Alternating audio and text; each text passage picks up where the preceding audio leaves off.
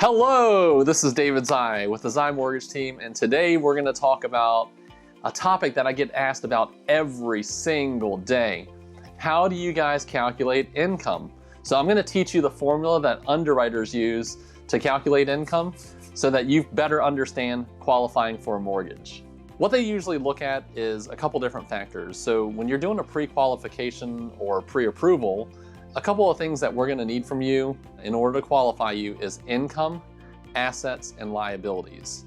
And income is definitely one of the most challenging things to calculate because we all have different variations of income in the form of income changes from client to client, whether it's income based on hourly, salary, bonus, commission, or any other factors.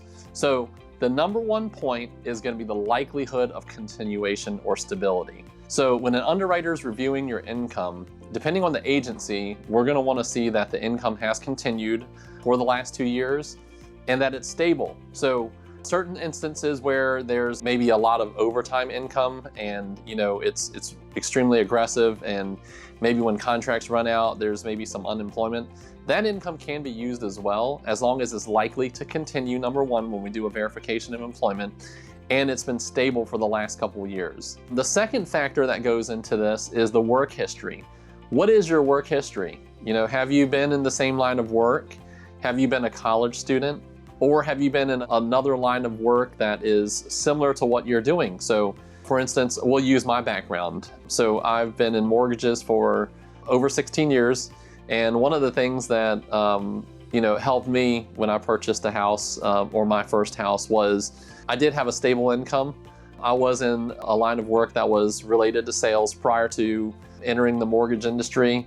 So at that point, we were able to use a little part of our income to qualify, and I was able to purchase my first home. Now, the third thing is probably the most challenging, and it's something that is probably a little harder for me to explain, but we have income calculation formulas that we have to use. So self-employed borrowers, we're going to have to put that on a self-employed analysis, and there's a bunch of different ways that we can calculate the income, whether it be the SAM method, the Fannie Mae method, the Freddie method.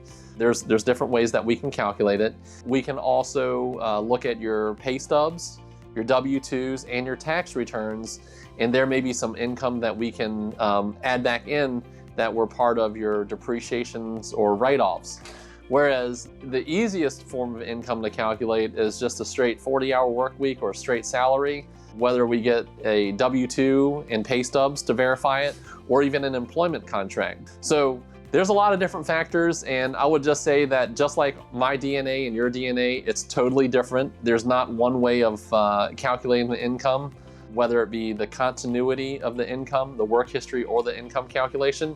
But if you have any questions or any challenges with any other lenders, please feel free to reach out to me, David Xie at the Xie Mortgage Team, and myself or my team would love to help out. Please feel free to apply below, and you can also click this link right here to go into my Calendly link and schedule an appointment to talk to us. And it will definitely be an honor to help you out. And this is David Xie with the Xie Mortgage Team.